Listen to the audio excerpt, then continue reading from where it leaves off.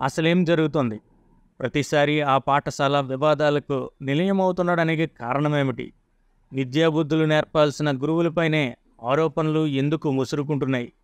ప్రస్తుత సమాజంలో మహిళలకు, బాలికల రక్షణకు ప్రత్యేక చట్టాలు తీసుకురావాలని అన్ని వర్గాల ప్రజలతో పాటు మేధావి వర్గం రోడ్డెక్కి నిరసనలు చేపడుతుంటే, తోటి విద్యార్థినుల పట్ల ఓ విద్యార్థి అత్యంత జుగుప్సాకరంగా మాటల దాడి చేస్తుండడం శోచనీయం. ఈ విషయాన్ని బాధిత విద్యార్థినులంతా అక్కడి ఉపాధ్యాయులు, ప్రధానోపాధ్యాయుడి దృష్టికి తీసుకెళ్లినప్పటికీ వారు లైట్ తీసుకొని ఫిర్యాదు చేసిన విద్యార్థినుల సెక్షన్స్ మార్చారే తప్ప నోటికి పని చెప్తున్న ఆ విద్యార్థి తల్లిదండ్రులు పిలిచి కనీస సమాచారం అందించలేదని విద్యార్థినుల తల్లిదండ్రులు ఆందోళన వ్యక్తం చేస్తున్నారు.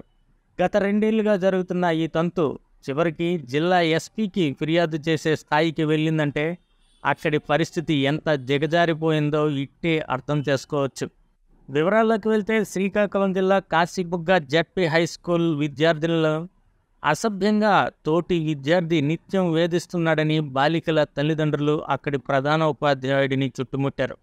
ప్రతిసారి ఇదే పరిస్థితి తలెత్తుతోందని, మానసికంగా కలత చెంది తమ పిల్లలు ఏదైనా అఘాయిత్యానికి పాల్పడితే ఎవరిది బాధ్యతని ప్రశ్నించారు.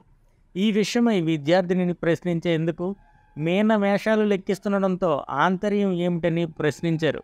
అయితే ప్రధానోపాధ్యాయుని సమాధానంతో సంతృప్తి చెందని బాలికల తల్లిదండ్రులు శుక్రవారం కాశీబుగ్గ వచ్చిన జిల్లా ఎస్పీ కేవి మహేశ్వర్ రెడ్డిని కలిసి కన్నీటి పర్యంతమవుతూ ఫిర్యాదు చేశారు. దీంతో ఆయన స్పందించి ఆ పాఠశాలలో ఏమి జరుగుతుందనే అంశంపై స్థానిక పోలీసులు విచారణ చేపట్టాలని ఆదేశించారు. ఇక్కడ పదనాపురం మన కాశీబుగ్గ హై స్కూల్లో జరుగుతున్న అరాచకాలు పిల్లలకి మా పిల్లలందరికీ మా మణి జ్ఞానేశ్వరి అనే పాపకి వలకర్ లాంగ్వేజ్గా, నెక్స్ట్ ఒంటి మీద చెయ్యడము, దేవేంద్ర అని కుర్రాడు చాలా వరస్ట్గా బిహేవ్ చేస్తున్నారు. 4 రోజులు బట్టి ఈ స్కూలు మన స్కూలు హెచ్ఎం పరిధిలో తిరుగుతున్నా కూడా ఆయన పట్టించుకోవట్లేదు. నాకు వర్క్ బిజీగా ఉంది, ఈరోజు రేపు ఎల్లుండి అనేసి మాట్లాడుతున్నారు. ఎందుకంటే పిల్లలు ఏమంటే చాలా ఇబ్బందికరంగా ఫీల్ అవుతుంది. డాడీ నాకు ఎస్పీఎల్గా ఉన్నాడు, ఎస్పీఎల్గా తీస్తారు, రూమ్ చేంజ్ చేస్తారు, తప్పు ఆడు చేశానా నేను చేశానా తెలియట్లేదు సార్ డాడీ, ఇలా చేస్తున్నారు, నాకు ఏదో ఇబ్బందికరంగా ఉంది డాడీ, నేను ఏదో చేసుకుంటాను డాడీ అని పిల్ల బాధపడుతూ నాకు చెప్పడము. నెక్స్ట్ నేను ఈవేళ వచ్చి సార్ ఏంటి సార్ ఇలా జరుగుతుంది, చెప్పరు చంద్ర అంటే, మీ పనికి అయితే మేము ఖాళీగా లేము, మాకు బోల్డ్ పనులు ఉన్నాయి, అది ఇది అనేసి హెచ్ఎం గారు చెప్తున్నారు.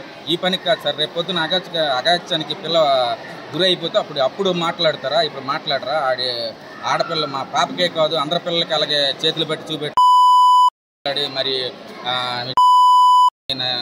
నెక్స్ట్ మీరు మాస్టర్లతో మాట్లాడుతున్నారు, మీ మాస్టర్లకి నానా ఇబ్బందికరంగా వీళ్ళు గురి చేస్తున్నారు సార్. ఒక పిల్లడితో పాటు ఇందులో యాజమాన్యం మొత్తం సిగరెట్లు, బీడీలు ఇవన్నీ ఎక్కువైపోతున్నాయి. నెక్స్ట్ వీళ్ళు కంట్రోల్ చేయలేకపోతున్నారు. అతను కంట్రోల్ చేయకపోయినప్పుడు అతను ఎందుకు సార్ ఈ బాధ్యతలో ఉండవలసింది? అవసరం లేదు. మరియు నా పిల్లకి ఎటువంటి యాక్షన్ మీరు తీసుకోండి సార్.